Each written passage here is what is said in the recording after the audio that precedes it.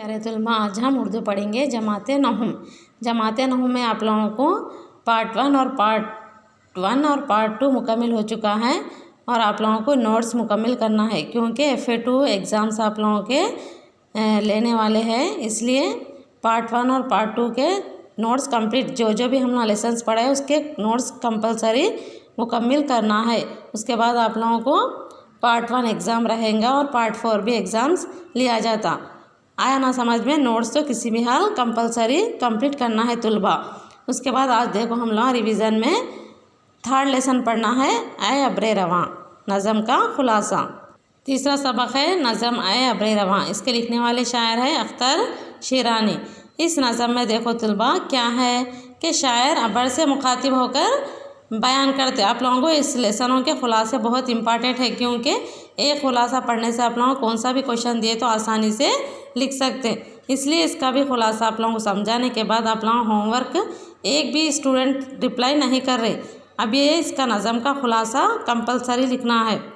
ए अब्रे रवां नज़म का खुलासा देखो तुलबा गौर से। इस खुलासे में देखो शायर क्या बयान कर रहे हैं।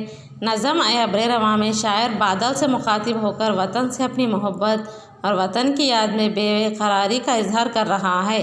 क्या बोल रहे? नज़म ए अब्रे रवां में शायर बादल से मुखातिब होकर वतन से यानी उनके वतन के बारे में बादल से मुखातिब होकर कह रहे हैं कि अपनी मोहब्बत और वतन की याद में बेकरारी का इजहार कर रहा है। वो कह रहा है कि ए अब्रे रवां मेरे वतन की तरफ रवाना हो।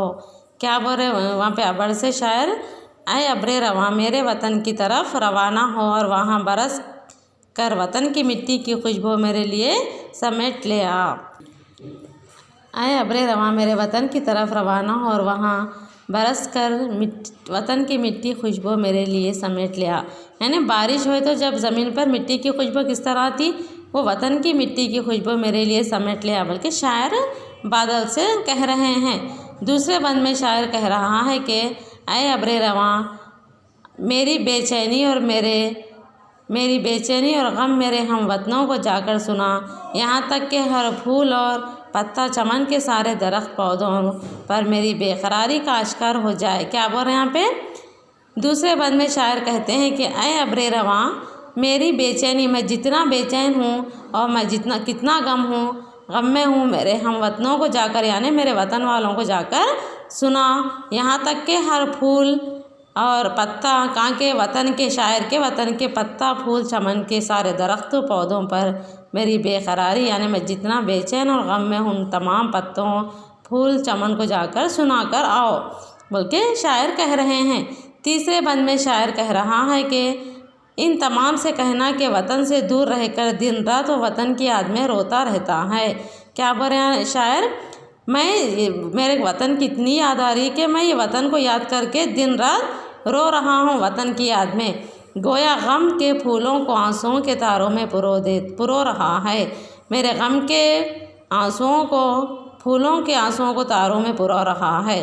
चौथे बंद में शायर कह रहा है कि मेरे हम वतनों से कहना, हम वतनों यानी वतन में रहने वाले मेरे तमाम साथियों से कहना कि वतन से जुदा होकर मैं अपनी राहत और आसूदगी से महरूम हो गया।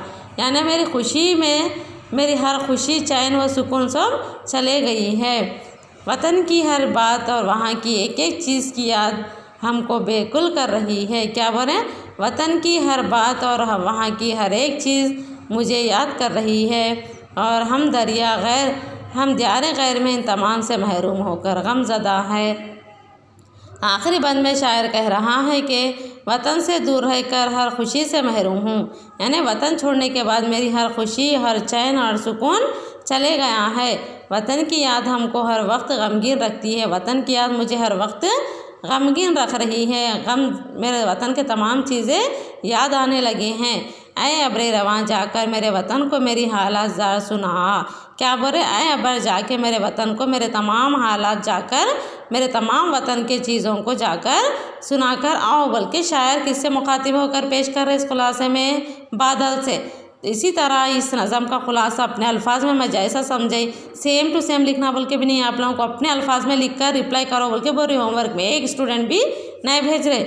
इसी तरह आप लोग पार्ट 1 और पार्ट 2 पूरा लेसन्स मुकम्मल हुए, उसके नोट्स कंप्लीट करना है।